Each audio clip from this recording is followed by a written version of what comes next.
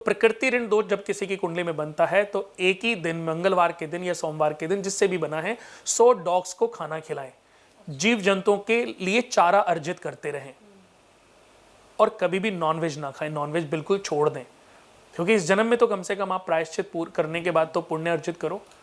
और साथ में किसी विधवा स्त्री की सेवा करके उनकी टेक केयर करते रहें।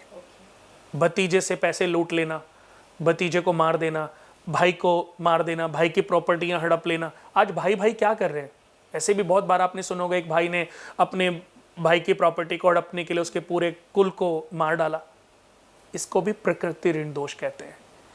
यानी कि अगर किसी का चंद्रमा या मंगल छठे घर में बैठा है, इसका मतलब वो पूर्व जन्म में ऐसा कोई पाप कर्म करके आया है, और जब तक उसका प्रायश्चित पूरा नहीं होगा उसको सही ज्ञान नहीं मिलेगा। जब सही ज्ञान मिल जाएगा, सही उपाय पता चल जाएंगे, वो उपाय करके उनसे मुक्त हो जाएगा। फिर लाइफ में वो उसके ऊपर धन की वर्षा होगी, उसको नई बिजनेस के नए स्रोत मिलेंगे, उसकी प्रॉब्लम रिजॉल्व हो जाएगी। अच्छे ग्रह और बुरे ग्रह ये महादशा में, अंतरदशा में, प्रत्यंतर दशा में आते रहते हैं। हर किसी के ऊपर अच्छे ग्रहों की दशाएं नहीं आती, तो हर किसी व्यक्ति के ऊपर बुरे ग्रहों की दशाएं भी नहीं आती। पर महादशा में आपके ऊपर बुरे ग्रह, पाप ग्रह की महादशा चल रही है, पर महादशा के अंदर अंतरदशा भी तो शुभ ग्रहों की आएगी ना, तो वो अच्छे परिवर्तन लेकर के आएगी। और अच्छे ग्रह की महादशा है तो पाप और क्रूर ग्रहों की अंतरदशाएं भी आएंगी, वो आपके जीवन को फिर से परेशानियों में डाल सकती हैं।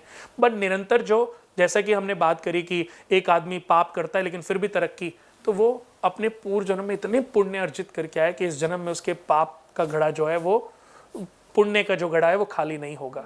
तो जब तक पुण्य का घड़ा खाली नहीं होगा तब तक उसको सजा नहीं मिलेगी, वो पैसे इकट्ठा करता ही रहेगा। लेकिन जब पाप का घड़ा भर जाएगा, हार्ट अटैक होगा और ऊपर। ये भगवान की लाठी है।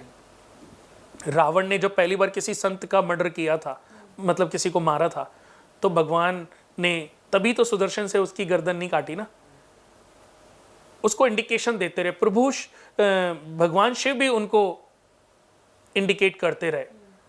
तब रामचंद्र जी ने लास्ट में भी समझाने की कोशिश की, जब नहीं माने तो प्रभु श्री राम ने तीर चलाया और रावण का अंत कर दिया। ये रावण का अंत नहीं है, ये अति का अंत है।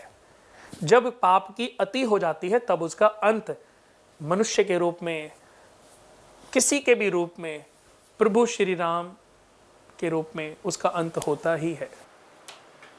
सर थोड़ा सा ना वास्तु को लेकर ना लोग समझ नहीं पाते कि उनकी डेली जो लाइफ है उसमें कैसे वो काम करता है। शॉर्ट में थोड़ा सा बताइए।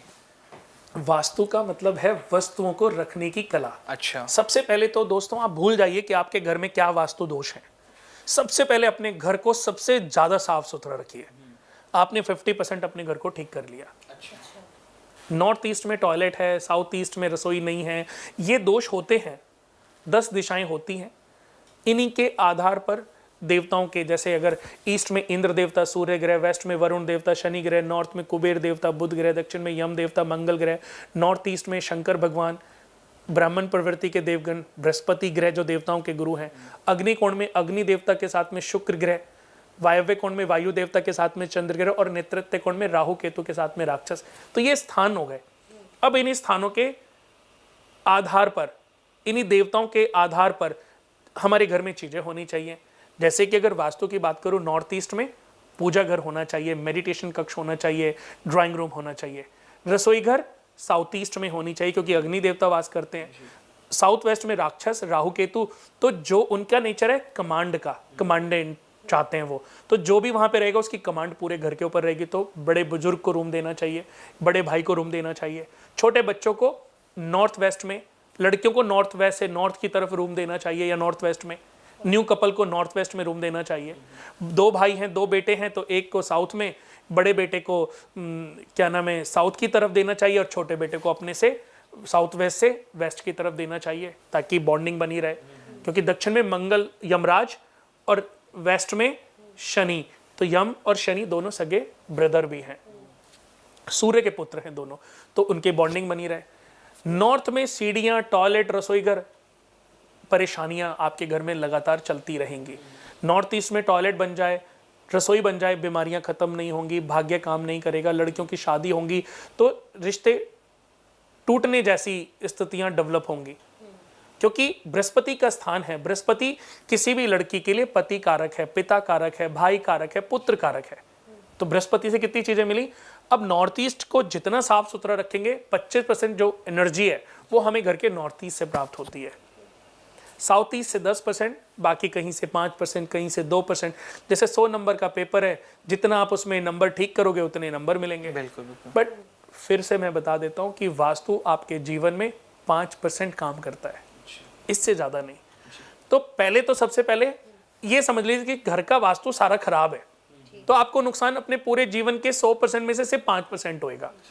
पर उस 5% में से भी आप 2.5% ठीक कर सकते हैं, अपने घर को साफ सुथरा रख के।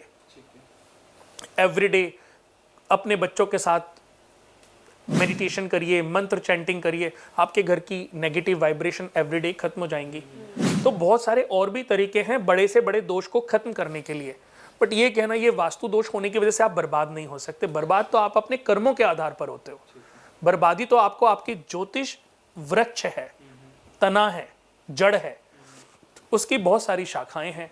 कोई वास्तु है, कोई न्यूमरोलॉजी है, कोई पॉमिस्ट्री है, कोई सामुद्रिक शास्त्र है, तो ऐसे बहुत सारे और भी शास्त्र हैं, बहुत सारे ऐसे भी ग्रंथ हैं। बट वो ज्योतिष एक बेसिक जड़ है जो हमें हमारे प्रारब्धों का ब्यौरा देती है।